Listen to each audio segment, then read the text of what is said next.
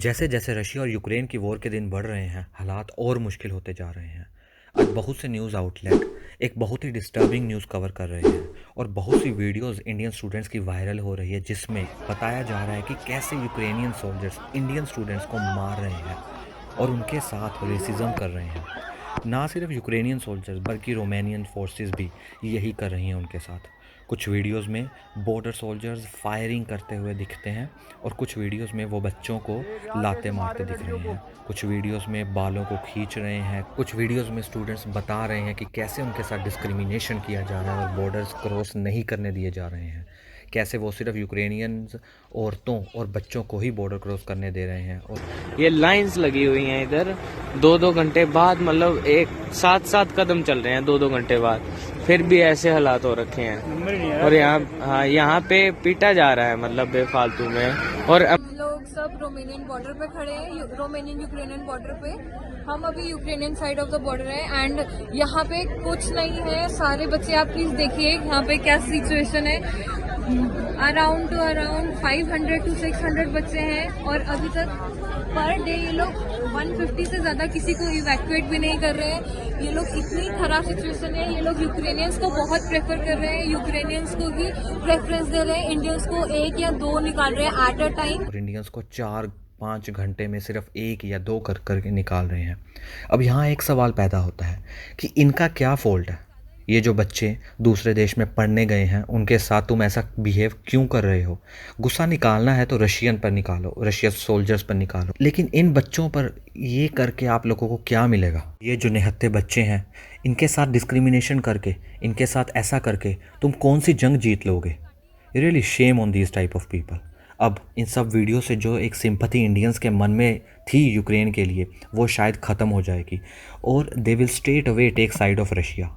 माना जाता है कि यूक्रेनियन सोल्जर्स ऐसा सिर्फ इसलिए कर रहे हैं क्योंकि इंडिया ने वोट को अब्सटेन किया था यूएन सिक्योरिटी काउंसिल मीटिंग में, और उसका बदला ये लोग इंडियन स्टूडेंट्स के साथ उनकी मार कुटाई करके, उनके साथ डिस्क्रिमिनेशन करके निकाल रहे हैं। Really is this the way you treat other countries people. ये सब देखकर कई इंडियन सोशल मीडिया पर बोल रहे हैं कि जो रशिया कर रहा है यूक्रेन के साथ वो बिल्कुल सही कर रहा है और हम रशिया के साथ हैं। बहुत से और वीडियोस भी आए हैं जिसमें they are treating Chinese and African students same. इंसान की असली पहचान मुश्किल समय पे होती है और यूक्रेन के लोगों ने, उनकी सिक्योरिटी फोर्सेस ने अपना असली चेहरा शायद दिखा दिया है। अब मैं आपको बताता हूँ कि Indian government is trying to evacuate the Indian people, और उन्होंने ऑपरेशन गंगा स्टार्ट किया हुआ है to evacuate all the Indians from Ukraine.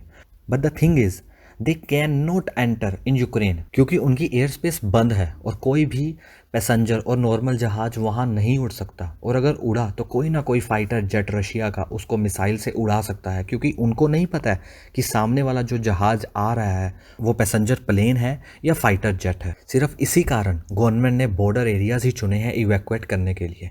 I know it's really hard, और कई स्टूडेंट्स तो बेचारे 1600-1700 किलोमीटर दूर बैठे हुए हैं बॉर्डर एरिया से। उनके लिए ये बहुत ही मुश्किल सफ़र है और ये पूरा हफ्ता भी उनके लिए बहुत मुश्किल है।